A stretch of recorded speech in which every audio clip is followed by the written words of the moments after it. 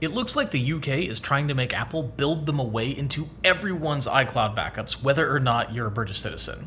So I'm going to talk a little bit about that and also how to protect yourself. So this is reported by the Washington Post. We don't have a lot of specific details yet, but even with what we know so far, it is just wild to me the amount of government overreach to try and get access to everyone's backups, which has lots of personal information in it.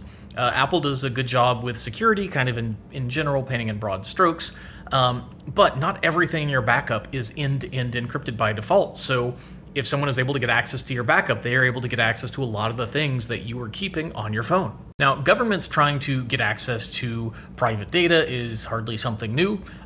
We've seen Apple face these kinds of requests before. It wasn't that long ago that the FBI was trying to force Apple to build a backdoor, but even in that case, that was for one particular phone. Now, there was always the worry of that leading to more and more, but it seems like the UK in this instance is just going for it and wanting everything all at once. So how can you protect against this?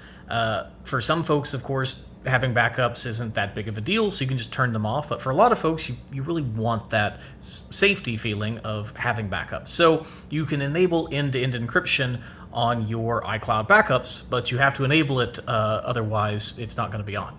The Verge has a good walkthrough on how to do this that I'll drop in the comments below, but essentially, first you'll need to set up your account recovery because Apple won't be able to help you recover your stuff if you end-to-end encrypt your backups, and then turn on their advanced data protection feature. And this is always a challenge because it's part of a really tough decision in cybersecurity, which is if an organization that is managing your data or your devices can unlock them for you if you get into an urgent situation, that means they have the keys. And if you get all the privacy you want, that means they don't have the keys, but also that they can't help you in an emergency situation.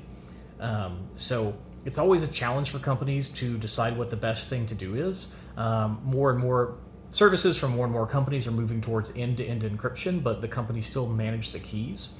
And it'll be interesting to see in coming years if even managing keys for us becomes something we're less comfortable with big tech companies.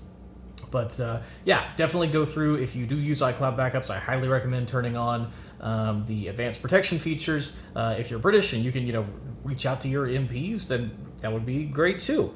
Follow me for more stuff on privacy, tech ethics, and security.